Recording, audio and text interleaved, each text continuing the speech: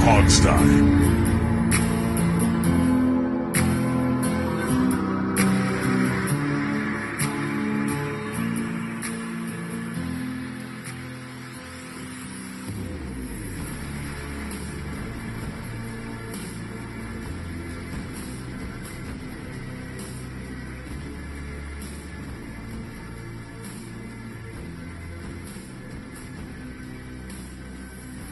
Hey everybody, and welcome to another week of the Hogstye. How did you like that first preseason game? Oh wait, it didn't happen because of the pandemic and everything. We all know preseason got canceled. I actually missed it because I love preseason. I don't know about the other guys on the show, but we'll kind of poke around about that later. But first, we have a guest, one of our favorites, Mark Bullock, now with The Athletic. He joins us. He's one of the true X's and O's masters when it comes to writers on social media. And, you know, I don't know what you would call it. Is it a blog with The Athletic, Mark? What do you kind of consider your articles to be?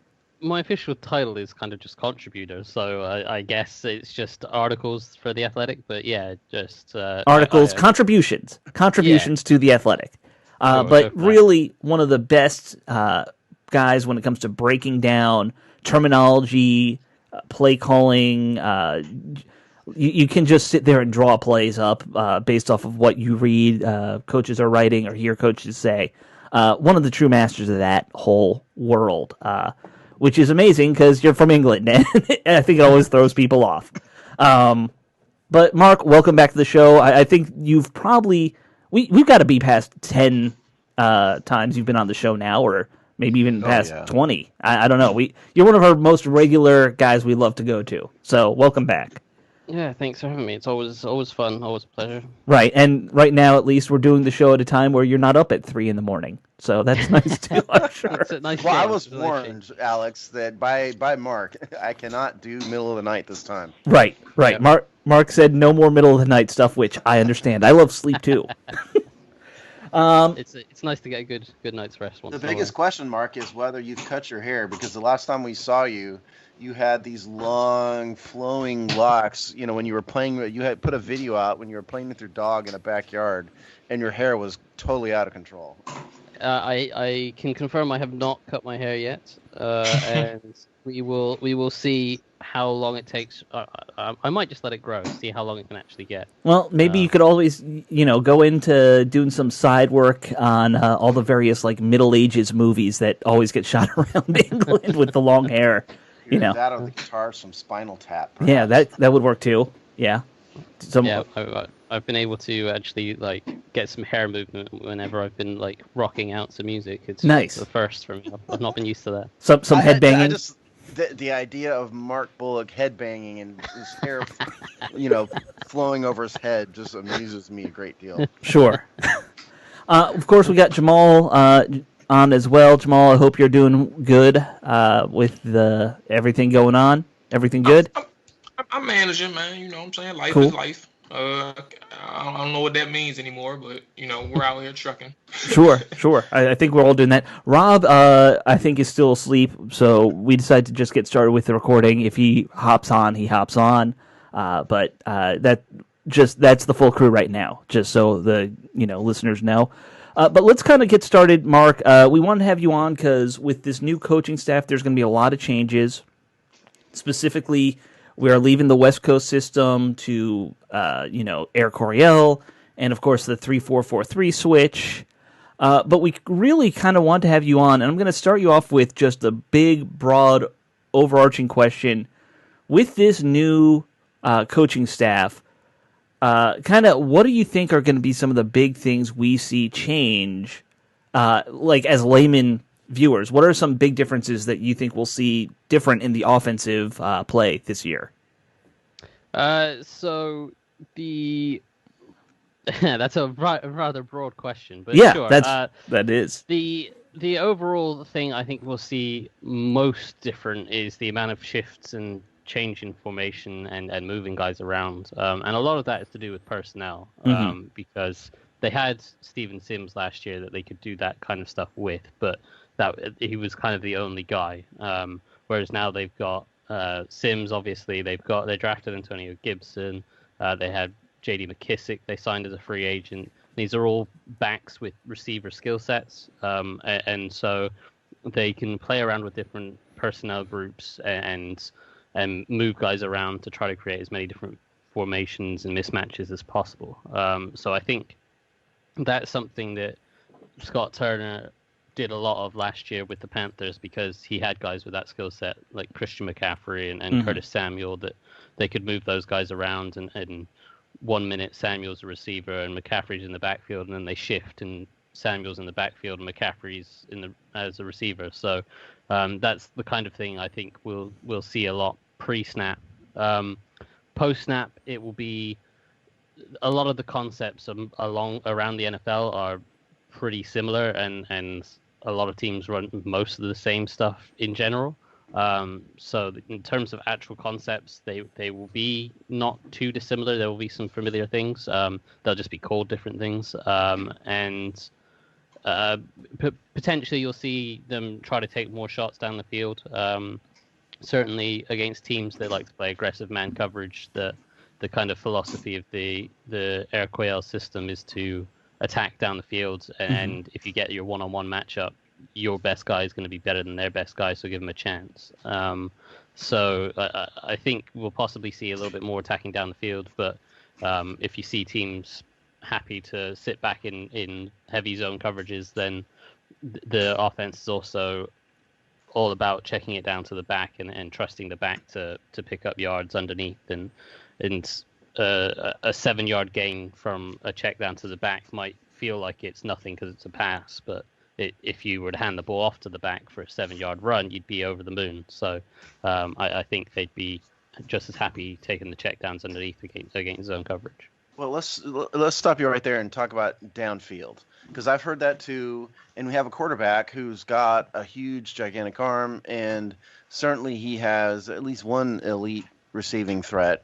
What we saw last year with Bill Callahan was an offense from 1972, basically. How much are we going to see a downfield threat? And the reason why I ask is we had Cam Newton did that a lot.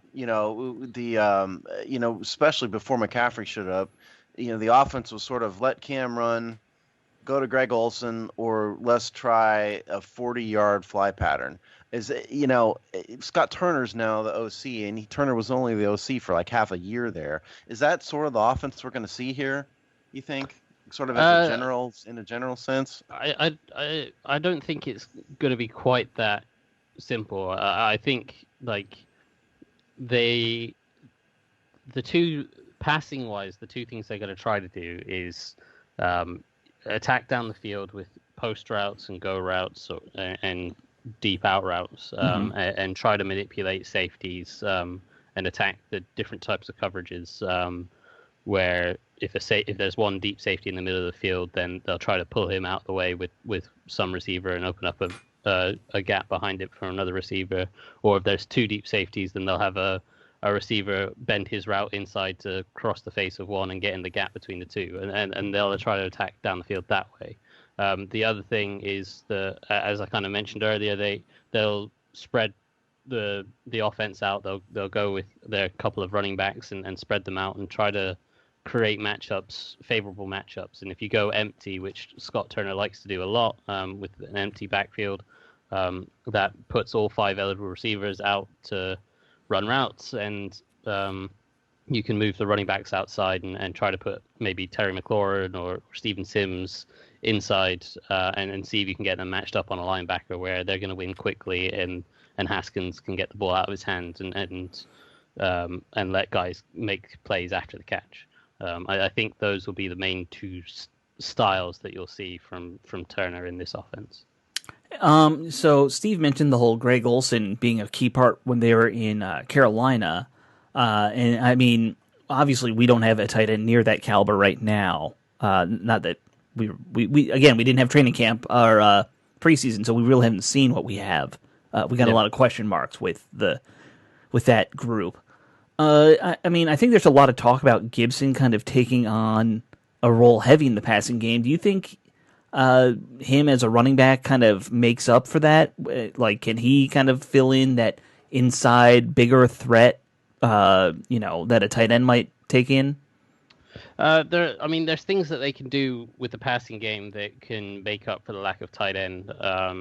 Obviously, a tight end in the modern NFL, a receiving tight end is incredibly valuable because they can typically they're better athletes than linebackers or safeties, and therefore you can match them up that way, and you can isolate them on one side of the field with the tight end on one side and 3 receivers on the other, and that gives the quarterback a nice easy read on the coverage because they kind of the defense has to either walk a safety or a linebacker out there, in which case it's man coverage, or they have to leave a corner out on the tight end and that it's zone coverage. So that kind of pre-snap stuff that it gives the information to the quarterback before the ball is even snapped is incredibly useful. But that's all stuff that they can replicate, as I say, by going empty sets and sending the running backs outside. If you put Gibson and McKissick on the outside, or whichever running backs you want to on the outside, and you put your receivers inside, then the defense still has to declare, like, does the corner stick outside on the running back, or does he move inside on the receiver? So you can kind of replicate that kind of stuff, but it's certainly a lot easier if you have the tight end. They have to do a lot more work to move guys around, and perhaps a personnel group we'll see is, I don't know whether they would go no tight ends, because this offense has typically used a tight end very heavily, but maybe they could go no tight ends and 2 running backs and 3 receivers, and use like Gibson and McKissick, or Gibson and Bryce Love, or whatever, as the 2 running backs, and move those guys around to try to replicate what you get from a tight end. Well, let's talk about the running game. I think the running back room, even with the loss of Darius Geis, the running back room still has a bunch of a variety of talent, shall we say. Adrian Peterson, very, north-south downhill runner. Bryce Love is a north-south runner too. Not a power runner, but he's the type that finds a crease and is gone. And then you've talked about McKissick and Gibson. What are we going to see from Scott Turner? I think fans understand that, for example, Mike Shanahan was strictly a, outside zone guy, basically. Right. Yep. Joe Gibbs is more of a power runner. What are we going to see from Scott Turner's running game, given that the variety of talent that they have? Yeah, the Turner system, in terms of the run game, people aren't going to like what I'm about to say, but hear me out. It's kind of like Gruden in that they have a lot of different types of styles. They like to use outside zone. They like to use inside zone. They also like to use the gap schemes like duo and then power and counter and stuff. And then they have their perimeter runs with the crack tosses and sweeps and stuff to the edge like that. So he does kind of have a lot of different styles of runs all mixed in. So I wouldn't say Turner is a guy that, certainly from watching the Panthers offense, I wouldn't say he's a guy that specializes like a Shanahan would in the zone scheme, and I would say that not a lot of teams do that anymore anyway. Like even Shanahan the last year, the 49ers really added some gap scheme and power scheme runs to their playbook, and they had a lot of success doing that. So it's not that anyone truly specializes anymore, but the Turner scheme doesn't seem to specialize. That being said, the personnel that they have brought in kind of suggests that they're leaning more towards zone scheme and the wide zone, or certainly perimeter runs where they can try to get their offensive linemen out on the edge and block in space with the smaller athletic guys. The guy like Keith Ishmael that they drafted, the guard that they signed, Wes Schweitzer, those guys are both kind of smaller guys that are more athletic, and they're not necessarily anyone that's going to bulldoze a guy over by pulling on a power play, but they're someone that can get out in space and run and block in space and get people moving as the kind of typical zone linemen do. So perhaps that is a kind of an inkling into what he's feeling with this team, but that could be, as I say, more because of the people like Gibson and Sims and McKissick, the guys that can do all the jet sweeps and end arounds and reverses and all that kind of extra stuff, and working in space. That's perhaps why they have targeted those more athletic guys. I mean, I think that's an interesting point because you mentioned San Francisco earlier, and we kind of saw from them in the Super Bowl that exact kind of, I like to call it almost like a college exotic running game where they're running almost what looks like triple option plays with end arounds and guys coming from like a tight end position going in the backfield and running it up the gut almost. Yeah. Like it does feel like we have the players to really run that kind of run game effectively now. But, I obviously we'll see in execution. We know Sims can, get a ball in the right position and take it to the house in the run game.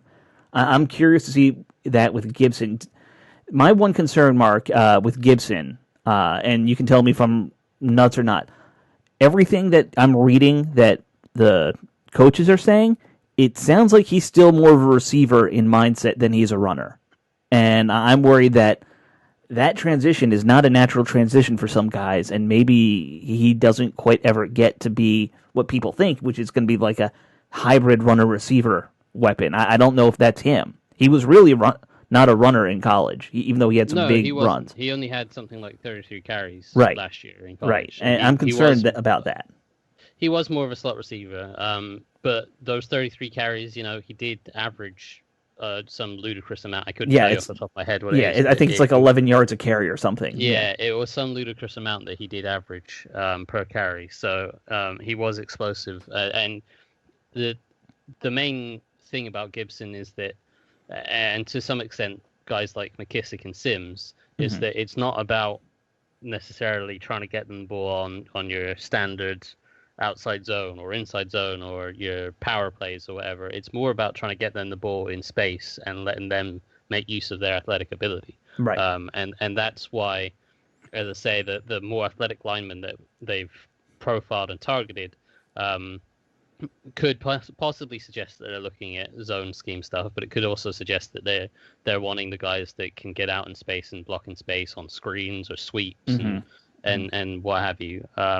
And so, and that's something that Turner has experience with, because Curtis Samuel was kind of a running back in college, shifted to receiver in the NFL, but still took some carries here and there. And they made sure to not just incorporate things like jet sweeps and end arounds and stuff into their playbook, but make it a core part of their offense, because a guy like Samuel with the ball in his hands is an explosive threat. And something that we learned from watching a seminar that Scott Turner did, Rhiannon and I did a joint post on this a while back, that in the game against the Panthers game against the Saints last year, they knew the Saints like to crash their defensive end on the backside of runs, so that if a running back tried to cut backwards, there was a defensive end there. So they always felt that they could get around that kind of guy with a jet sweep going the other way. And that's why they game planned in a number of jet sweeps and reverses and stuff to Curtis Samuel, because they knew that if he got around that defensive end that was crashing, that wasn't looking for him, he would outrun any linebacker trying to scrape and fill on the backside. And he did. And he had 4 or 5 carries in that game and picked up good yardage on every single one of them. So that's the kind of thing that the likes of Gibson and Sims and McKissick can do. And possibly, like, it might be a little bit harsh on McKissick. He's a good runner in his own right. And Gibson showed some good traits in those few carries that he did have. But I don't think the guys are going to be getting the bulk of their carries on a duo play up the middle like an Adrian Peterson would. They're going to be getting them trying to get the scheme's going to be trying to get those guys the ball in space, and that will be from, as I say, jet sweeps, end arounds, outside zone plays, tosses, general sweep plays, even a few little screen passes or bubble screens and stuff like that. That's going to be what their game is about. Mm-hmm. Well, first of all, on Gibson, it was 33 carries, an average 11.2 yards per carry in college. Now, the thing about Gibson is he only played 19 games in Sure. college. This is not an experienced guy. And from my film study of him, Mark, I thought his receiving abilities were very basic at this point in terms I of agree. his moves, his ability to cut, his footwork, all of that. He needs a lot of work, and I'm not sure that your average fan your average fan may be a bit disappointed in terms of his involvement early on in his career simply because he needs a lot of development, I think. I don't think this is like a day one superstar from a talent, from a skills perspective. I don't disagree with that. What I would say as a counter argument to it is that there's enough that they could do to make use of his skill set from day one that he can have an impact. And while and get him on the field and get the ball in his hands. You're right in that he's not a particularly detailed route runner. He didn't show the ability to kind of run the little option routes and little pivot routes underneath that someone like Jamison Crowder did in the slot for Washington so many years ago. And like he doesn't have necessarily the quickness that Steven Sims has even. Sure. But he does have some incredible, obviously speed, but obviously ability to break through tackles. He's quite a thick guy in terms of like being able to bounce off tackles and maintain balance. And a lot of his touches were on screens and like slants and go routes, and you know that I think there's enough they can do in terms of getting the ball in his hands in space that can make him effective. And he doesn't have to run a great deal of routes. He can run just your go routes from the slot. He can run the deep overs. He can run real routes from the backfield. It doesn't have to be a particularly diverse set of routes. It just has to, his speed will be a threat, and they can make use of that. And if they can get him the ball on just even shallow crosses, or as I say, deep over routes, those are the kind of things that can get the ball in his hands and let him work after the catch, which is where he does most of his work. So for 2020, who do you see as the primary running back? Obviously, we know they're going to be splitting a lot of time, so I'm using this word primary specifically. But who do you see as the primary running back? But also for slot receiver, who's going to be the primary person getting those duties right there? Sure. I think the safest thing to say is that Adrian Peterson's probably going to be the primary running back. Certainly, I think in terms of the bulk of the carries in a traditional run game, Adrian Peterson would be getting those. I think Geis would have challenged him for that, but obviously he's no longer there. If Bryce Love can show something and show that he can stay healthy and is back to something of what he was in college, then he's someone that could challenge Adrian Peterson for that role as well. But I'm reluctant to trust a guy like Bryce Love right now until we see him actually on the field and actually cutting and stuff. So I think Adrian Peterson will get the bulk of the carries on the traditional styles of runs, but I think there will be plenty of runs that will be hands off on jet sweeps and tosses to the edge and that kind of thing. And that will be stuff that Gibson and Sims, I would think, would take the majority of. In the slot, I would guess that probably Steven Sims is probably that guy. The only hesitancy I'd have of that is I wrote a few weeks ago about potentially Steven Sims moving outside with Kelvin Harmon injured. And so potentially Sims could play the Z. And that would allow them to get Gibson in the slot, and then they could have another running back like McKissick or Love in the backfield, and that would give them a lot of flexibility in terms of who they could move around and what matchups they could create. So that's a potential option for them, but I would think they would be focusing on Sims as their slot receiver, and then someone bigger probably on the outside, whether it's Gandy Golden or Inman, who they just signed, or even a Cam Sims if or whoever steps up. But Sure. I think it'll be Sims in the slot. How awful is this offensive line going to be? Yeah, I mean, there's guys there that have potential, but there is guys there that have big question marks as well. Like Sadiq Charles is kind of typifies what they have right now. It's a young guy that's somewhat unknown, has good potential, but he could be a little bit exposed with a few technical things early on in his career. But I still think he's probably their best option at left tackle. A lot of the sounds that some of our reporters have been hearing is that Garon Christian's going to get a good shot, and that's just not something that... It's frightening, Mark. You can say it. It's not something personally that I would agree with, but perhaps he has done a ton of work over the offseason and build up the strength that he needs, the functional football strength, because the feet are good. He has very good footwork. Well, at least he has very good foot quickness, but he doesn't have the upper body strength to withstand any kind of bull rush right now. Or at least he didn't last time we saw him play. So they have big questions at left tackle. At left guard, Schweitzer is kind of a okay guy. If they're planning to use that kind of athleticism, then that's fine. If they want, personally, I think Wes Martin is a better left guard, and he doesn't offer the same athletic ability. So it'll be interesting to see what they do there. I would guess that, given that they've gone out and signed Schweitzer as one of their first free agent additions, I would think he probably has the inside track. But personally, I think more of Wes Martin. Roulier is a decent center. Brandon Sheriff, I think, is still a very, very good right guard, one of the best in the league, in my opinion. And Morgan Moses is reportedly come into camp at a much lighter weight than he has done in the last few years, and maybe that will kind of be a bit of a wake-up call, or maybe he's had a bit of a wake-up call that, hey, I can't rest on what I've done in the past, and I need to hopefully that helps with his durability.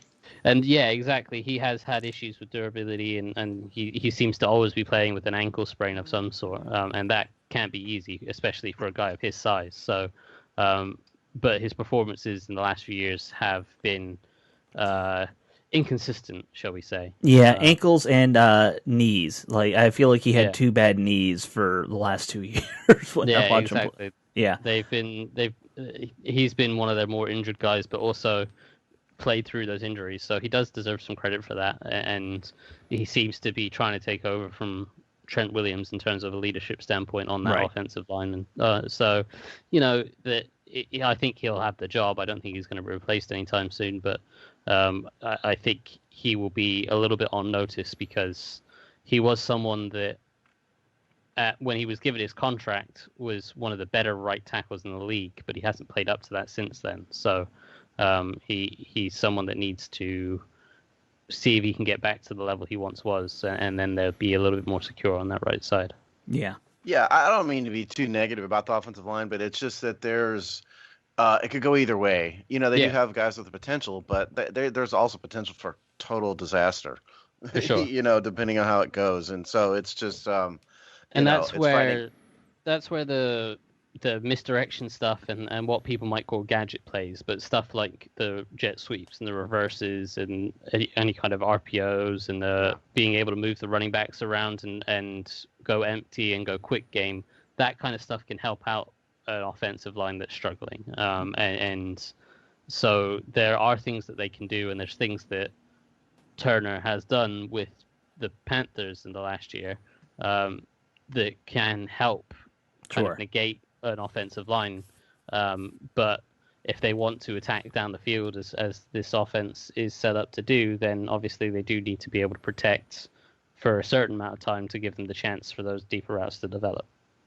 Well, I would say the one concern with the running game, given those offensive line issues, is going to be if you don't have great tight ends and you don't have great left tackles, a lot of that stuff that you're planning to put on the outside, those, jet sweep type plays, you're running towards your weakest blocking points. Then that's that's going to be a concern in my mind. Yeah, but it depends on how you do it, because you can run the jet sweeps going away from the action. So if you fake a run to the right, you have the jet sweep going to the left, and you do that kind of thing based off of scouting. As I said, Scott Turner knew that the Saints like to crash their defensive end on the backside, and if you know that the Eagles like to do the same, and they might not be the best example because they keep their defensive ends particularly wide, but if you know the Cowboys or whatever like to do the same, then you can get away with it, and you kind of don't need to block that guy because he's going to crash inside thinking it's a run, and you're going to be able to just run around him. Sure. And there's things like the run pass option stuff, and you could even do some read option stuff to try to help just with the numbers game purely, to help with your offensive linemen, and give them the best possible chance to make their blocks. But obviously, ultimately, it's up to them to make those blocks. Yeah, I think they're going to need a lot of trickery in both the run and pass game, frankly, to kind of compensate for that O-line issue. That's one of the best ways to do it in my mind. Yeah, for sure.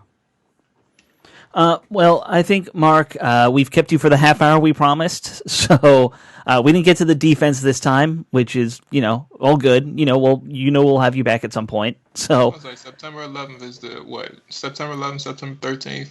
No, we got time. Yeah, we got time. We have we'll a plan little on another visit before the regular season is what we're saying. Yes. Okay. Mark, it's always good to chat. Mark. Yeah.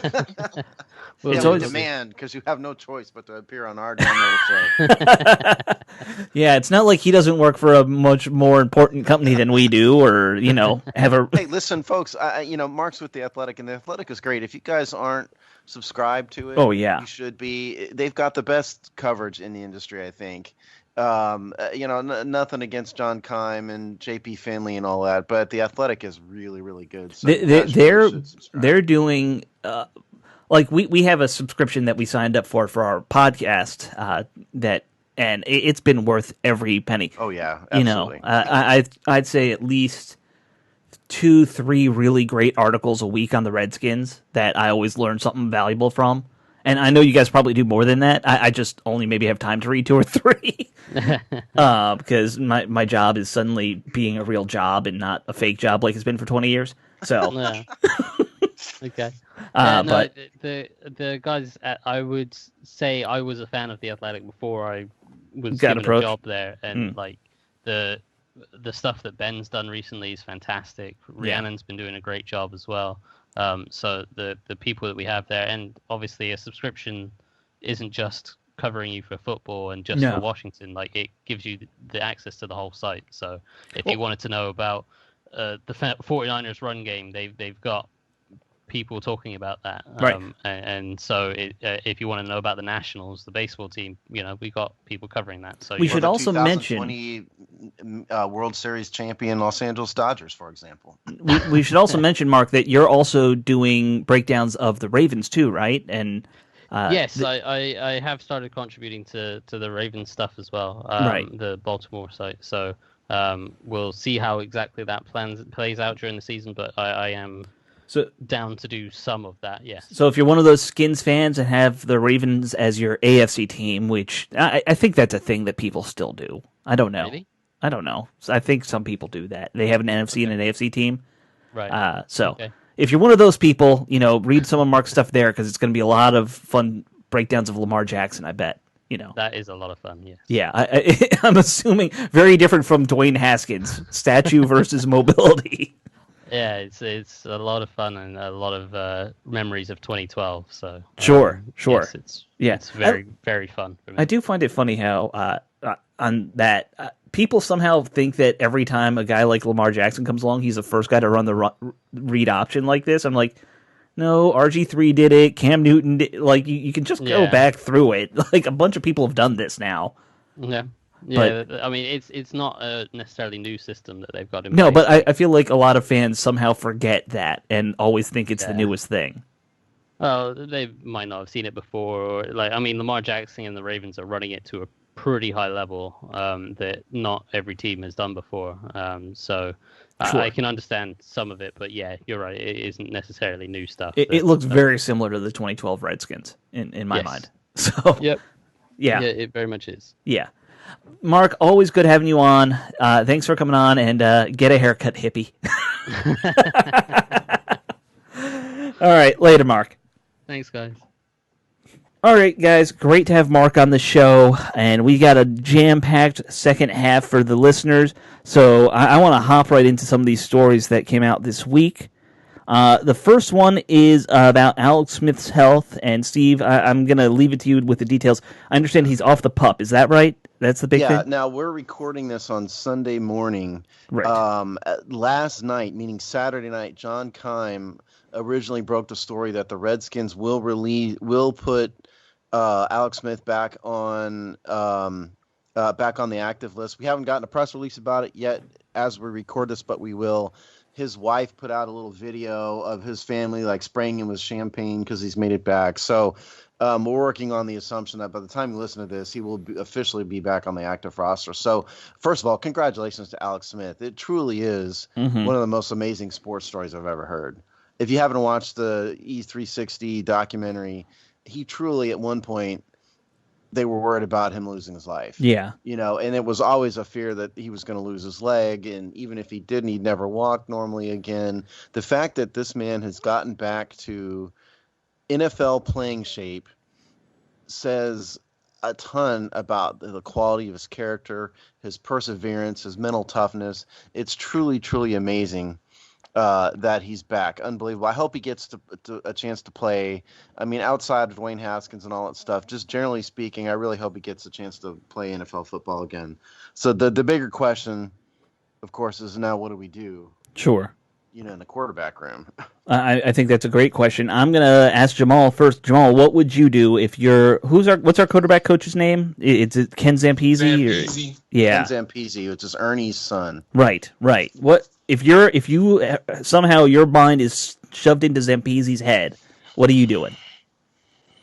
And we're talking about Alex Smith. Yeah. Well, the quarterback room in general, too. Okay. All right. We'll talk about it like that. I said it. I want to say it was last week or 2 weeks ago when I got my opinion on Alex Smith. Nothing's changing. Nothing changes for me. It's still Dwayne Haskins. I don't really think it's necessary. When I say necessary, I mean like for the public it's okay, but like in reality, it's not necessary for the football team to entertain the conversations of Alex Smith. We understand he got cleared, and we understand he's a much closer step than anyone imagined, including myself. I didn't think he was coming off the public list anytime soon.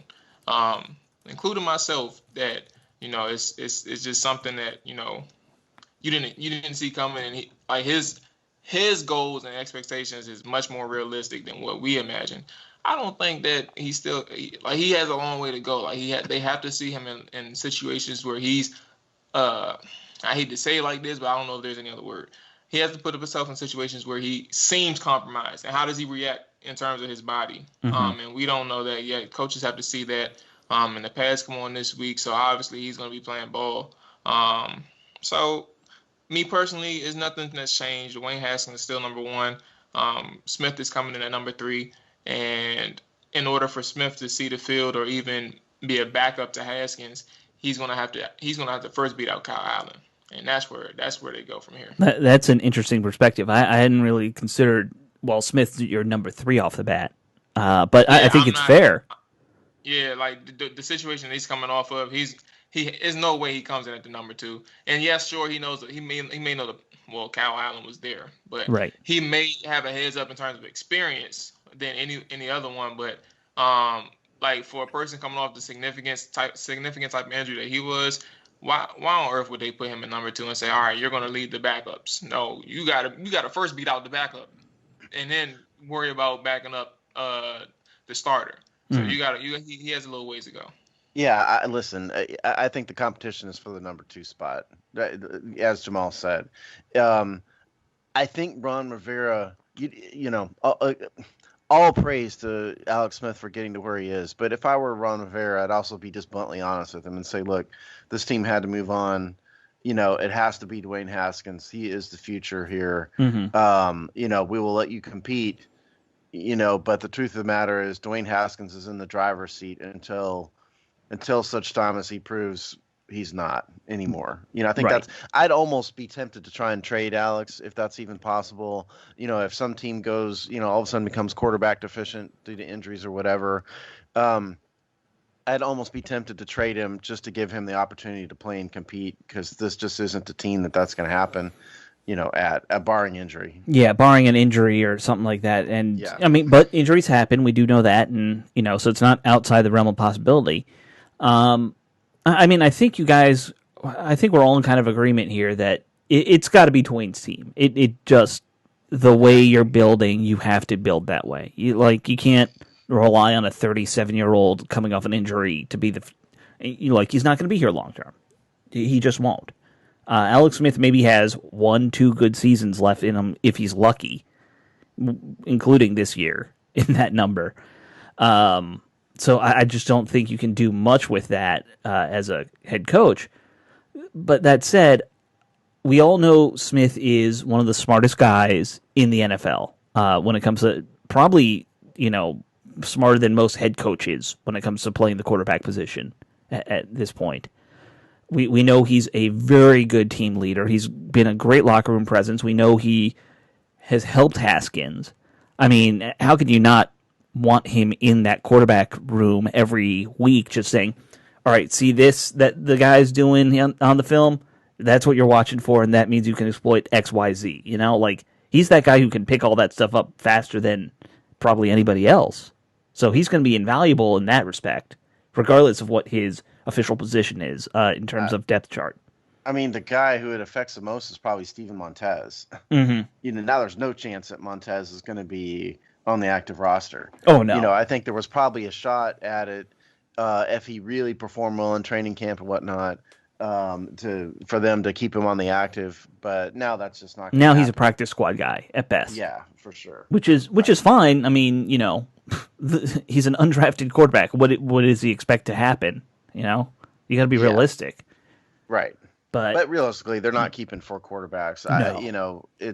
I think Montez probably has a lot to prove just to make even the practice squad at this point. Mm-hmm. Well, and that's the thing. Like this situation is a pandemic type of situation, because if Alex Smith was to come back this year again, but he was to come back under normal circumstances in terms of how the world is living and stuff like that, Steven Montez would be in a better situation, because you don't have to worry about not having enough time to try and make your name or make your case in the NFL. So you can find a roster spot, whether it's our practice squad or another team's practice squad. But I mean, like y'all said, you just said it. It's like he's just the odd man out in this situation, especially if Alex Smith can come back and at least be a serviceable backup. Yeah, and this is where us not having preseason does kind of stink. Is exactly. I always love seeing guys like Steven Montez in the fourth quarter of that first game, or Smith would probably have been playing at some point if there was a game maybe next week. Well, he loses out too. Yeah. It would be a great way to ease Smith back into NFL football in a preseason game with kind of low threat environment. But now if he has to play, it's like live bullets, man. Yeah. And that's a tougher situation, I think, because you just can't replicate that in practice, no matter what, especially this preseason. Because, by the way, they haven't even gotten to padded practices yet. No. Or maybe it might have started yesterday. No, it did. It did, because they started with helmets and stuff like that this week. But up until Saturday, they have not done that. Right. So it's really, I'll tell you what, I watched, I don't know if you guys have seen it, I watched finally the first episode of Hard Knocks this year. Mm-hmm. I forgot. I don't have HBO anymore. Yeah. Oh. Well, hit me up. Maybe I'll give you my. Oh no, I got a Fire Stick. All right, yeah, I'm good. Go ahead. Anyway, and by the way, HBO didn't promote it at all. They just kind of started it. People kind of forgot about it because they didn't. Yeah. Well, we were even on their press their press release list, and we didn't get anything at all from them this year. But point is, and it's about the Chargers and the Rams, because I think HBO sees there's just not enough interesting stuff, so they need two teams to fill up some time. But my point here is, after watching that, it's obvious to me what we're going to see is some very sloppy football, and a lot of people get hurt because it's just such an abnormal season. They really haven't had time to do anything. They still aren't really doing anything. It's going to be very sloppy, I think. I'm afraid, and that's why I asked Mark about the O-line. I'm so worried about, given sloppy the situation, O-line, how bad that's going to be. Yeah, but so we need to move on. But to summarize this, congratulations to Alex Smith. No matter what happens, whether he plays a down to the Redskins ever again, or whatever they're called now, Washington, it just it's a testament to his character that he made it this far. It is, and I think we all kind of agree with that sentiment right there. Let's move on to the next topic, which this is a off-the-field thing, because there's a lot of off-the-field things always going on with this team. This is about the radio booth, and the team has announced that the duo who will be in the radio booth now, replacing Larry Michaels and Chris Cooley, will be Bram Weinstein and D'Angelo Hall, which I don't know if that caught anyone by surprise. I think people have been upset that Cooley's gone. I don't think anyone's upset Larry's gone after what happened. And we're trying to find out, it's not official, but it seems like Doc is out as the sideline guy, but no one's ever said anything. So I'm not really sure where that's going. The reaction from fans on social media is, of course, negative, because it always is. I put out a poll asking people to give it a grade. The overwhelming consensus was a C or worse, unless somebody wanted to tweet a joke A, because they were, like, one of our regular guys, Dave, said it's an A- for him because Grant Paulson didn't get the job. So, the only A's are when something's negative. So people are just being negative about it. So that's neither here nor there. But I want to get your guys' reaction to this combination. Yeah, so everybody needs to understand that Julie Donaldson knows D'Angelo Hall, okay? Right. They've done stuff in the past. I think they even did a podcast together. Did they? I didn't know that. I think so. Hall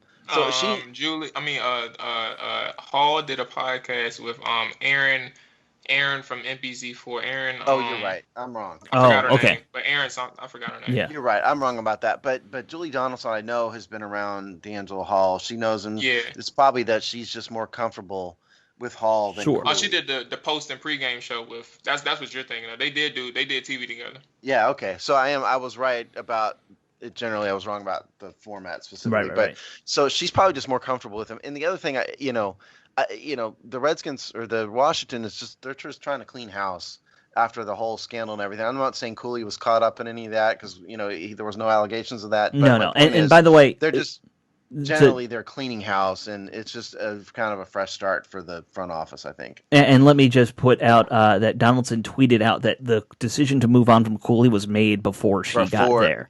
Right. Right. That was something that I think was coming, and that's unexpected to me, because I think fans generally think Cooley does a great job with his breakdowns. I hear people compare him to Tony Romo in that whole he can tell you what the play is going to be before it happens ability. I also think Cooley's probably a bit of a maverick, and he's probably not. It may be, we don't know that. This is me speculating. It may be that he hasn't totally endeared himself to the people in the building either, because he's because of his attitude, frankly. Yeah. But he's a bit of a.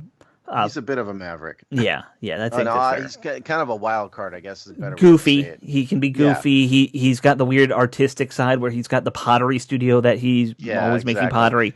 He's not a typical football mind. No, that's a better way to say it. Yeah. But in terms of D'Angelo Hall, he's got a good football mind too. Obviously, he does. He got in a little bit of trouble a couple weeks ago when he was saying he said something about signing with the Patriots would have changed. We got a lot of people replying that they're pissed at Hall because he said if he had signed with the Patriots, he would have had like a Hall of Fame career. I think that was just him saying something that one was true. Yeah. And it just kind of came out wrong. It sort of came out as a slight against the Washington Redskins that he played with. Mm-hmm. I don't think he really meant it like that. I think he was just saying if I'd signed with the Patriots, it would have been a totally different story. And he's right, by the way. Yeah. If you look at his career, go ahead, Joel. Go ahead. Okay, I was just going to say, if you look at his career numbers, he's got borderline Hall of Fame numbers, but he never won a Super Bowl, so he's never going to get considered. So that's all I was going to say. I don't. It's incredible how.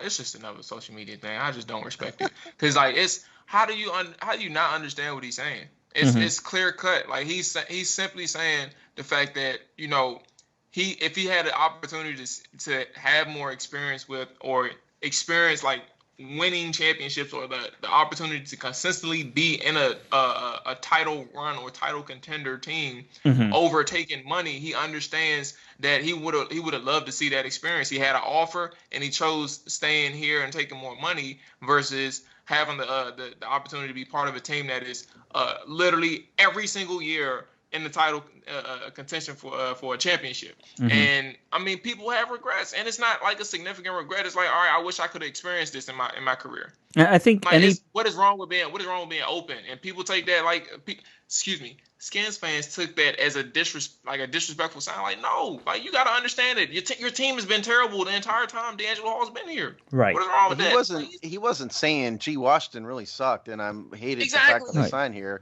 I understood what he's gotten, but like Twitter is stupid as a general rule, and I'm just done with caring about what Twitter thinks about anything at all, frankly. Yeah, I mean, and we had probably a few dozen comments on our Twitter page when I tweeted out asking people for grades and stuff, and I'd say half of them were people mad at D'Angelo Hall for this, which is just absurd in my mind. It's ridiculous. Including some people I like who were like still, and I'm like, you got to get over that, man. Like every player who never wins a championship regrets never winning a championship heavily in every sport.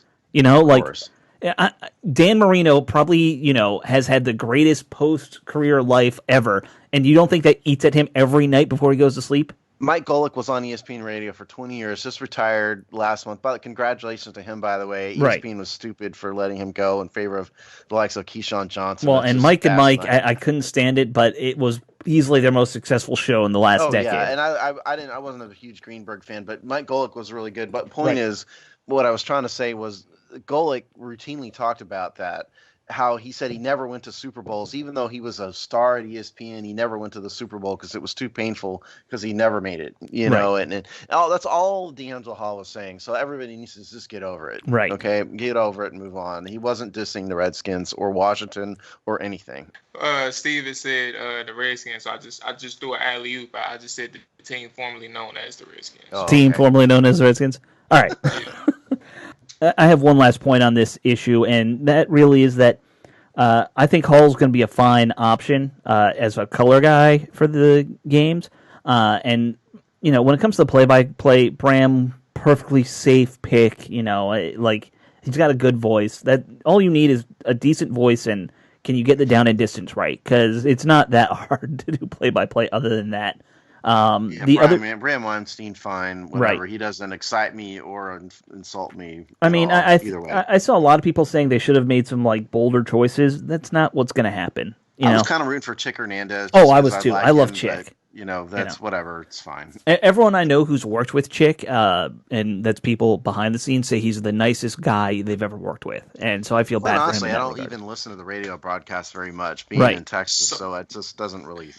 I'm not that interested. Yeah. Yeah, and truth be told, if I had more access to the radio broadcast as I was watching the game, I would definitely tune in because I don't really need to hear like the national Fox or CBS pundits. I don't need to hear them. And I think one of the things that they mentioned in the press. No, I'm sorry. I was listening to Kime's podcast and he had Bram Weinstein on. And there's two things. I'll be quick, but the first thing is they're going to try and find a way. They don't know, they don't know specifically just yet how they're going to do it, but they're going to try and find some ways to bring that broadcast to people in a more convenient manner, where it's more accessible, and this is going to be a unique experience. But they're going to try and bring it in a sense that streaming versus streaming in addition to the traditional broadcast, because obviously people are still going to be in their cars and trucks listening to the game. So streaming it is going to be a unique aspect that they're going to try and pull off. And truth be told, that's going to be one way that I'll try and listen if it works. We don't know just yet how they're going to do it. Obviously, like I said, and they don't know just yet, but they're going to try and find a way, and it's something that's worth paying attention to moving forward. There's all sorts of legal issues that come with streaming. I know that for a fact. Yeah. And I'm sure, and I said the same thing. Like, how are they going to allow? Like, how would Fox feel or CBS feel? And like, in terms of from a legal standpoint, how would they be able to work that out? But it's just something that they're trying to look into. And I mean, when they get to that point, we'll know a little bit more. But in terms of Bram, I just wanted to say, like, I've heard him in the past, and I can't say specifically my recent past because I don't remember, but I do remember hearing him, and I didn't have an issue with him at the time. And it wasn't like I didn't think he was bad or anything. It was just more so I was pleasantly surprised when I did hear him speak. So I think that fans they think about the bigger names that they were interested in, and that's completely fair. When you hear something out of left field, you're like, why didn't they just do X, Y, Z? But I think you'll be pleasantly surprised with who Bram is and the stuff that he's done. So, we should also mention London Fletcher. I forgot he's not. I don't know if he's going to be on the radio booth, but they're bringing him in. But he's joining the coverage. Yeah, he's doing coverage too. Okay, what does that mean? Coverage? Like probably pre-game, post-game. Maybe they haven't really. They weren't really clear. Yeah.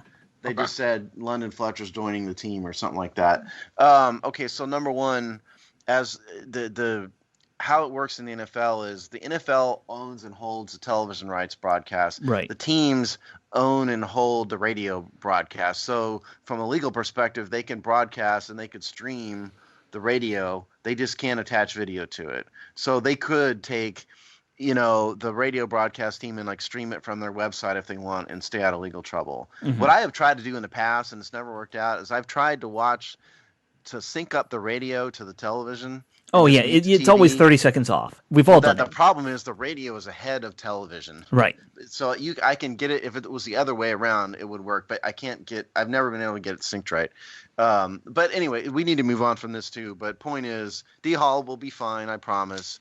Right. Bram Weinstein is, he'll be fine. Me either way, either good or bad. So it'll be all right. And Julie Donaldson, I guess, is going to be. It's not really sure what she's doing during games either. Yeah, so we'll see. It'll be okay. It'll be fine. Yeah, everyone needs to calm down and not be all upset about silly comments D'Angelo Hall makes sometimes. Exactly right. Yeah, the only thing. I can't think we kind of covered it. My only other thing would be get it off the AM, put it on FM radio. Like it's 2020. Nothing should be on AM radio anymore. That's just me. It's a lot of talk on AM radio. I know. I'm ready to get rid of the whole AM frequencies, give those back to whoever owns them, which I think is the public. So, anyway, we're about done. We had two more little topics I wanted to bring up. One, I just want to say we should congratulate Doug Williams. Grambling, his alma mater, has created a school. I don't have the exact wording, but it's a school for politics and sports and the influence that politics and sports have on each other.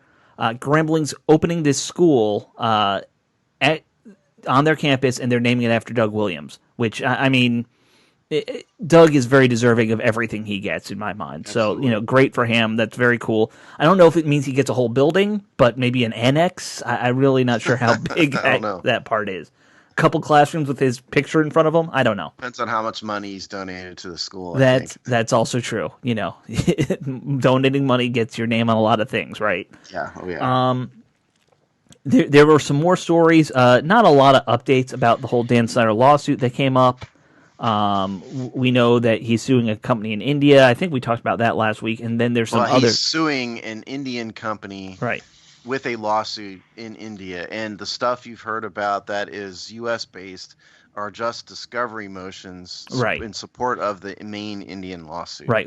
There's a discovery against his former employee, Mary Ellen Blair. That could get interesting. I'm sure that's a big IJB topic for you, Steve, coming. Yeah, we didn't do it last time because I didn't have the lawsuit. Right. Briefly, I don't want to get into all this. We were running out of time. The problem is we might not ever know what's happened because number one, discovery isn't going to be filed in the public record necessarily unless it's attached to a motion. Number two, the lawsuit's in freaking India, right? So it's really hard to get any updates from something like that. So it'll be one of these things where the news is struggles out bit by bit. The general sense of things is that this Mary Ellen Birch lady, that the discovery motion filed in federal court in Virginia alleges that Mary Ellen Birch was being bribed by somebody, and she's talking to a third party. The rumor floating around, we have no evidence of it, and it wasn't stated in any filings. The rumor floating around is that Snyder believes it's one of his minority partners that's behind this.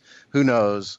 That's a major allegation. I find it hard to believe anybody's going to risk their reputation bribing someone to talk to an Indian gossip site. I find it hard to believe, but we'll see. Well, and the Washington Post article pretty much broke it down that she rents an apartment from a company that company is owned by the family member of one of the minority owners, and it's a major company, and that the minority owner family is involved in the board of directors, right on the company, and it's a whole.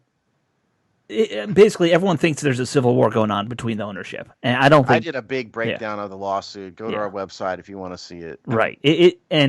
It's almost like something out of a movie.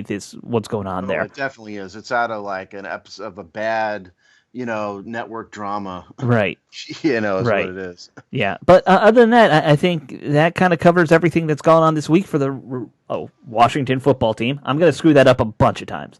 I'm going to real quick, since we did it, we kind of ran out of time for this week's poll, so we'll skip the comments and everything, but just to get it out there since we have it, and since we told everybody we did it, the poll was Darius Geis is no longer with Washington. Now that he's gone, what do you think Washington will do with the running back situation? The options we gave the public were AP will be the man, develop Gibson into the running back one, sign a veteran free agent, or develop Love into a running back one. Let me just kind of get through the poll. This was Rob's idea, and we need to have Rob come up with more polls because this was a popular one. But we had another tie, believe it or not. 45% voted for AP will be the number one back, and then 45% of you voted for Love. Bryce Love is the number one back. Only 1% thought the team was going to sign a veteran free agent, which surprises me. It wasn't more. And then third place was develop Gibson into a starting running back. That was only 10%. So that was the poll. I'm surprised by those numbers. I am. But on another show, we would have gotten more into that, but we just ran out of time. Yeah. We had a lot today. It was a fun show. Thank you to everyone for listening. Thank you guys for joining me. And Rob, he texted us that he had just woken up about midway through, like I kind of predicted. Rob had a long night because of his work. I don't think we've ever said what he does for a living now, but he hadn't said it on the air. Yeah, so we're not going to get into that. But Rob had a long night, so his absence is excused. From his fake non-job job. Right, exactly. All right, guys. Thank you all for listening. Keep tuning into the website and into the social media, even though we always just rag on social media now. But anything cool that happens, we put it up there. So you all take care and have a great week.